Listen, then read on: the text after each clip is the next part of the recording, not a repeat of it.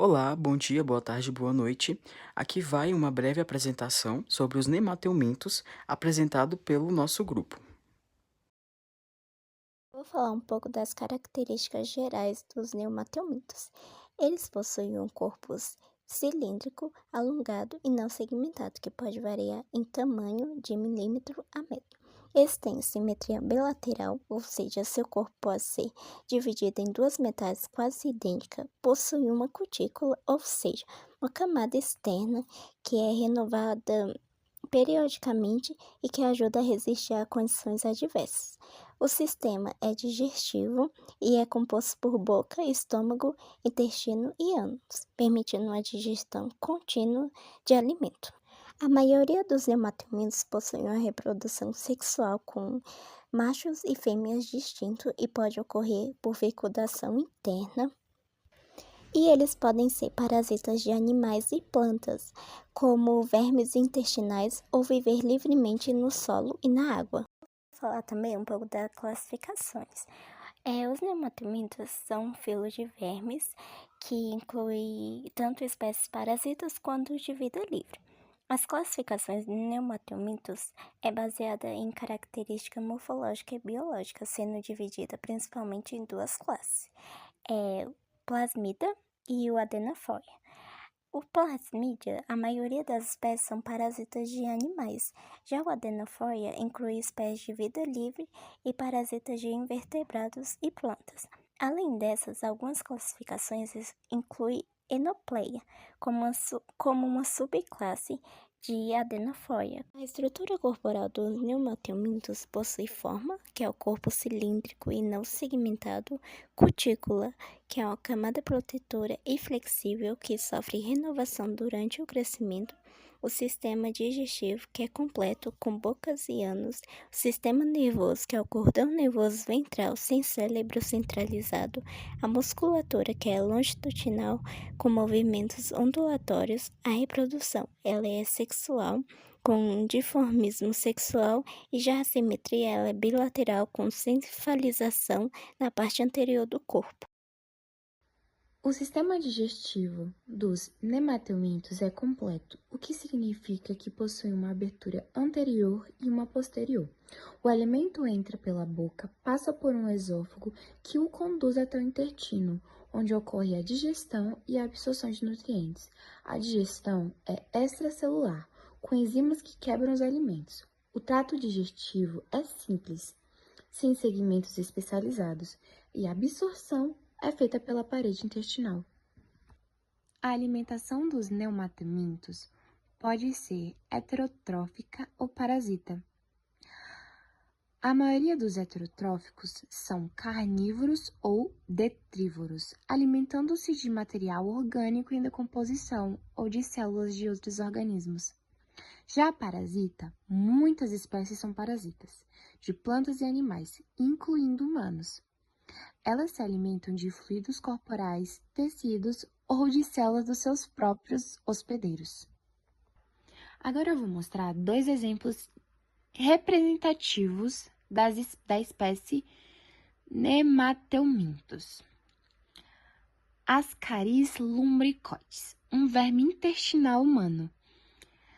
Ele é conhecido como um parasita comum do intestino humano. Ele pode causar a doença chamada ascariose.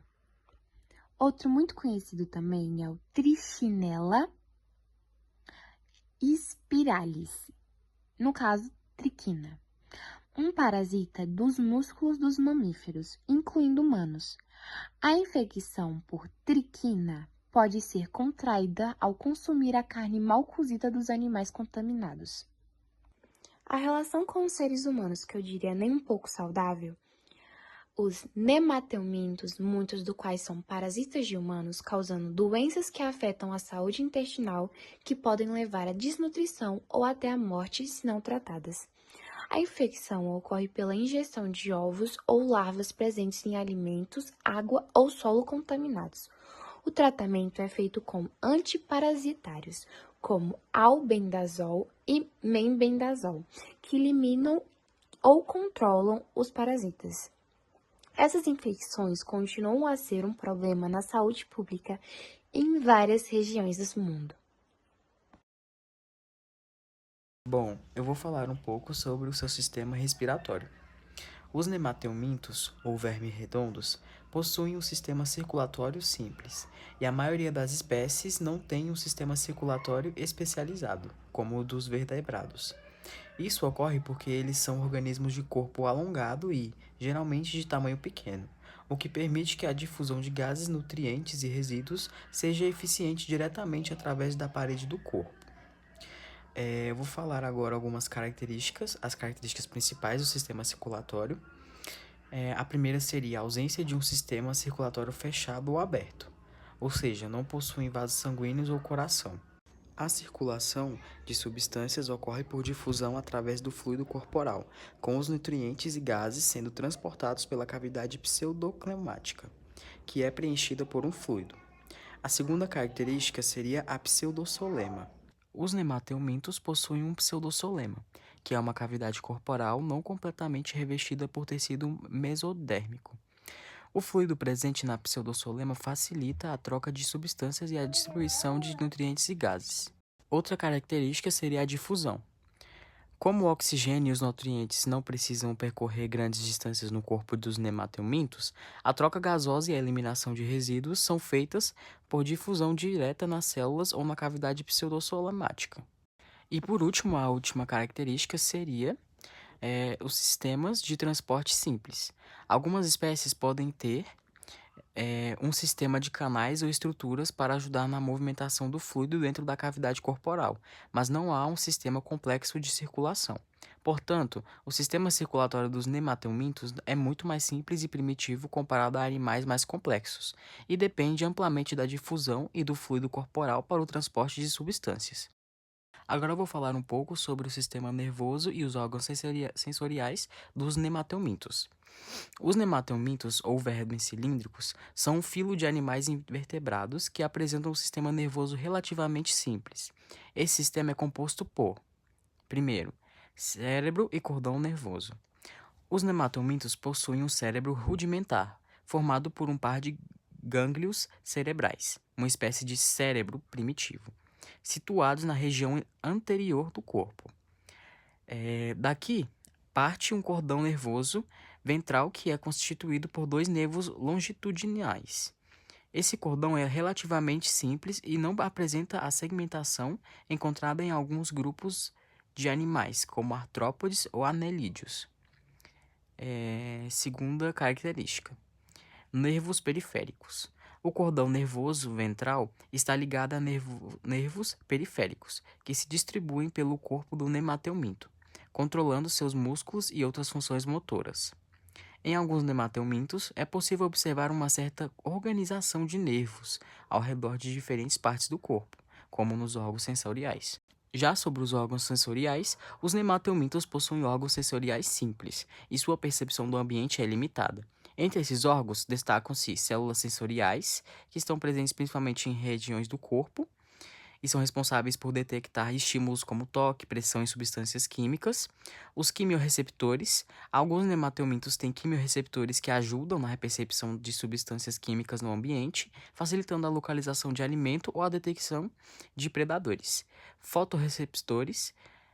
Alguns nemateumintos possuem fotorreceptores rudimentares, mas esses não são altamente especializados e têm capacidade limitada para perceber luz. Esses receptores geralmente ajudam a vermes a perceber mudanças na intensidade da luz ou em outras condições ambientais. E os mecanorreceptores. Esses receptores destacam-se por seus estímulos mecânicos, como vibrações e pressão, que ajudam os nemateumintos a perceberem as variações em seu ambiente. Em resumo, os nemateumintos possuem um sistema nervoso simples, com um par de gânglios cerebrais e um cordão nervoso ventral, e órgãos sensoriais primitivos para detectar estímulos ambientais como luz, substâncias químicas e pressões mecânicas. Já sobre a locomoção dos nemateumintos, ou vermes redondos, é realizado por meio de movimentos coordenados dos músculos e pela ação do fluido corporal, a hipolima, no interior do corpo. Os principais mecanismos de movimento dos nemateumintos incluem movimento de onda, onde os nemateumintos possuem músculos longitudinais, mas não têm músculos circulares. Isso significa que eles podem contrair e relaxar músculos ao longo do corpo, o que gera um movimento de onda que permite que se desloquem. A hipolima, fluidos corporais. O corpo dos nemateumintos é preenchido por um fluido pressurizado, o que cria uma estrutura rígida que ajuda na locomoção. Quando os músculos longitudinais se contraem, a pressão do fluido permite que o corpo se mova, impulsionando o animal para frente para fazê-lo girar. Movimentos de ondulação. Os nemateumintos geralmente se movem de forma ondulante, realizando um tipo de movimento que lembra o deslizar de uma cobra. Essa ondulação é possível devido à contração alternada de grupos musculares ao longo do corpo. E a locomoção em substratos. Quando os nemateumintos se deslocam em substratos sólidos, o movimento é facilitado pelo atrito. Eles podem se mover para frente ou para trás, utilizando esse mecanismo de ondulação. Além disso, alguns nemateumintos se movem por meio de movimentos de peristaltismo, em padrão similar ao das ondas de contação nos intestinos de animais. Esses mecanismos permitem que os nemateumintos se movam por uma variedade de ambientes, desde o solo até tecidos biológicos, como no caso dos parasitas. Eu irei falar sobre o sistema respiratório dos nemateumintos. Os nemateumintos não possuem sistema respiratório. As trocas gasosas ocorrem por difusão direta através da superfície do corpo. Por exemplo, em ambientes ricos em oxigênio, que é em vida livre, eles utilizam difusão para absorver oxigênio e liberar carbono. Já em ambientes pobres em oxigênio, que ocorrem em parasitas, eles usam metabolismo anaeróbico. O que é metabolismo anaeróbico? É o jeito que eles respiram de forma simples, usando nutrientes para gerar energia, sem precisar de ar. Isso é uma adaptação para sobreviver em ambientes fechados, como no corpo de seus hospedeiros, por exemplo. Já o ciclo de vida dos nemateumintos varia entre as espécies, mas geralmente envolve um hospedeiro definitivo e, em alguns casos, um hospedeiro intermediário, que é usado para o desenvolvimento dessas larvas. O ciclo de vida geralmente começa a partir de ovos que são eliminados do ambiente ou precisam de condições específicas, como umidade, temperatura, para se tornarem larvas. Em seguida, se tornam larvas e eclodem dos ovos, passando por estágios de desenvolvimento.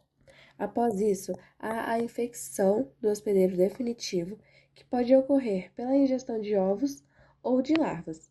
Como consequência, há a fase adulta no hospedeiro definitivo, ou seja, os vermes adultos vivem em órgãos específicos, como por exemplo no intestino, pulmões, e ali se reproduzem.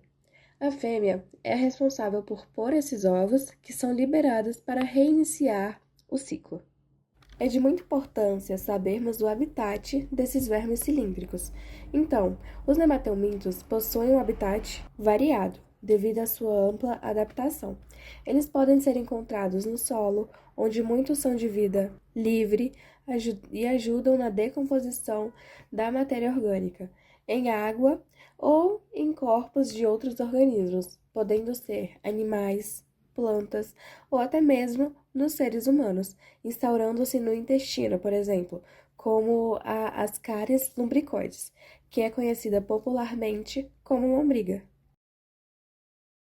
Bom, hoje eu vou falar sobre a importância ecológica e função do ecossistema dos nemateumintos. Bom, os nemateumintos, eles são vermes microscópicos com ali um papel essencial no ecossistema. Eles ajudam na decomposição da matéria orgânica, facilitando a ciclagem de nutrientes no solo e promovendo a fertilidade. Além disso, eles também regulam as populações microbianas e servem como alimentos para outros organismos, contribuindo ali para a biodiversidade. Alguns nemateumintos, eles formam relações simbióticas com as plantas, ou seja, uma relação mútua com aquela planta. Já outros nemateumintos, eles podem ser parasitas, entendeu? Afetando o seu crescimento. E já em ecossistemas aquáticos, eles desempenham funções semelhantes também, participando da decomposição e servindo como fonte de alimento. e, de forma geral, eles são vitais para o equilíbrio ecológico e a saúde dos solos e ambientes naturais. Já ameaças e conservações para eles, as principais ameaças aos nemateumintos vão ser ali o uso excessivo de pesticidas e fertilizantes, destruindo seus habitats naturais. E as mudanças climáticas também e a contaminação do solo e da água. Essas ameaças elas podem afetar a saúde do solo, a biodiversidade e o equilíbrio ecológico ali. E para sua conservação é importante adotar práticas de agrícolas sustentáveis, por exemplo, uma agricultura onde você não vai utilizar fertilizante e nem agrotóxicos. E como a agricultura orgânica, né? E preservar os seus habitats naturais, restaurar os ecossistemas degradados e realizar monitoramento e pesquisa sobre as populações de nemateoides. Essas ações vão ajudar e proteger os nemateumintos e garantir suas funções vitais no ecossistema.